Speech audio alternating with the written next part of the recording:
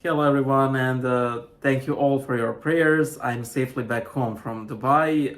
The trip back wasn't fun because 1 hour into our flight, they returned us back to the original airport, and that was super unfun. They told us that it was a technical issue, not a safety issue. We landed safely, and I'm, thank God, back home. I prayed to God that I get the same fervor in prayer as I have it in the plane.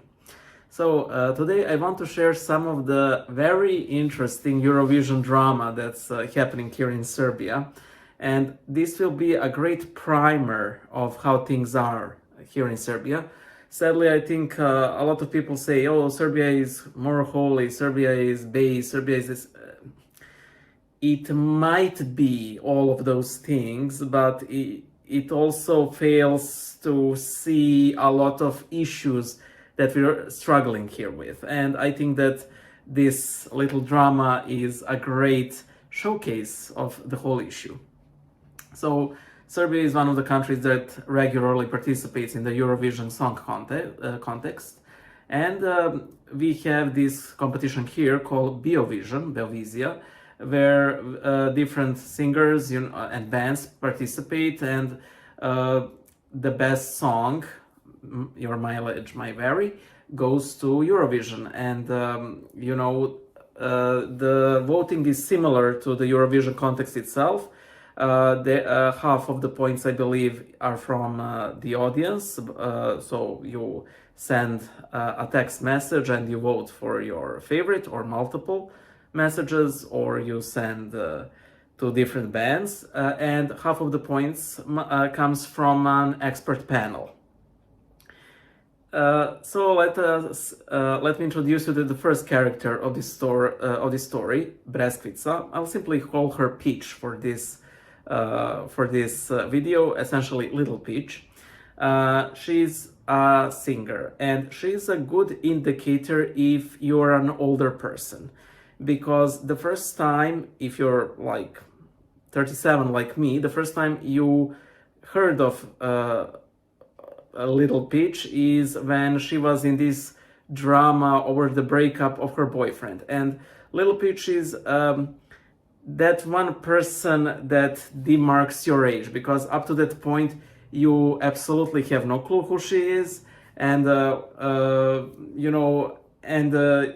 you will keep wondering, who the hell is this person, and why are all the young people up in arms about it? So there's this boyfriend drama, and this happened, I don't know, maybe 5 years ago, maybe even, back in the longer time period, I can't even recall. The second time I hear about her is that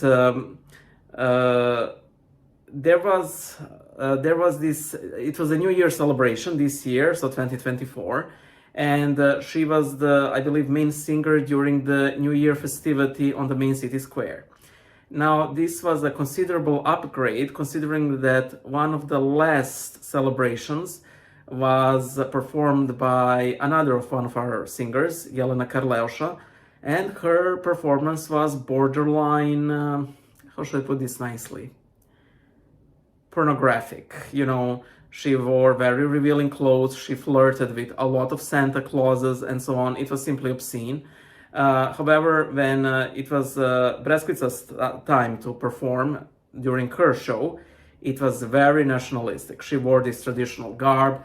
There were a lot of coats of arms of Serbia all around her, like in 3D. And I honestly, my first impression was, because I didn't know that she was into any kind of traditional music. I was, well, this is a shift in one style, it was actually quite shocking. By the way, I should note here, and by the way, there will be a lot of tangents like this in this video, that the previous singer I mentioned, Jelena Karleuša, basically got to do that celebration because she was in cahoots with the city manager, Goran Vesic. Don't you mean mayor, Bojan? No, city manager, because we had a mayor, but he was essentially a figurehead. In fact, I can't even recall his name. I think his name was Goran. And the sole image of him I can recall was that he was opening some cages for some pigeons or something. He was completely absent from his office, and all of the things were run by the city manager. And he was all over the place. In the TV, on TikTok, you open the fridge, he jumps out. And, he is, I believe, one of the people who are most responsible for the current destruction of Belgrade. But that's a story for a different time. So Breskvica appears for the city celebration, and you're like, okay, well, this is a shift in tone. And then I don't hear anything more about her. I go to Dubai and I see that my social networks are basically exploding over Eurovision. And people can get opinionated. However, an interesting thing happened. From what I could gather, Breskvica had a deal with the ruling party, and the ruling party is everything here in Serbia. You simply cannot remove them from power in any way. They're simply not budging through all sorts of licit and especially illicit means. They clearly had some sort of a deal to push Breskvica to Eurovision. I don't know why. However, you need to understand that Serbia is, a place of like personal interest. You scratch my back, I scratch yours, cooking the books and everything. So for whatever reason, Breskvica was simply meant to win. Now, I'm not saying that her song is bad. In fact, I would wager that her song is excellent. However, the things that happened were quite of note. So what happened? She has a song, Gnezdo Orlovo, An Eagle's Nest, which talks about this young eagle who speaks with his father, and the father tells to the young eagle that the dark skies will clear and that the sun will chase away these black birds and so on. The general interpretation is that the eagle is, a symbol for Serbia, that black birds are a symbol for Albania or Albanians, that the valley that they mention in their song is Kosovo. However, there was an unprecedented turn to the events, because it wasn't Breskvica who won, but a different singer, Tea, with her song Lila Ramonda, which means purple Ramonda. And Ramonda is this flower that is a symbol of Serbia, and it is interesting because it can wither, but it can be brought back to life even withered with water.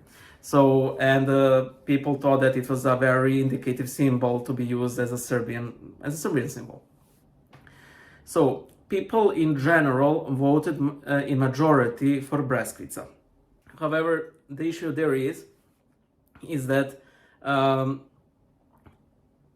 the party moved its membership, so they would vote for Breskvica. By and large, there was a lot of saying that vote for Breskvica is vote for Serbia because her song is so nationalistic, even though the other song is also very nationalistic, so that's really interesting.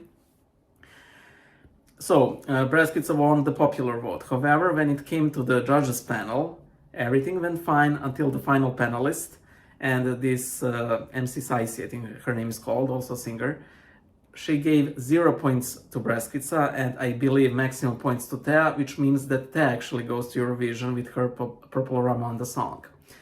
And there was this huge blowout because, again, Breskvica was meant to win.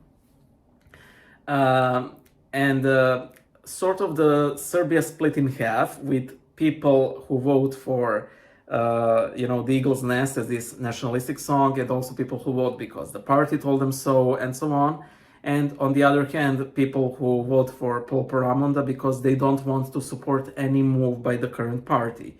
I would sort of be in that camp, because this party that we have here, they're like a walking wasteland. They destroy everything they touch, whether it's economy, rule of law, elections, general mental health of the populace, general health, for a long time we get these very random bouts of pollution in Belgrade at 1 a.m. and one of the theories is that they're actually burning medical waste here from Europe.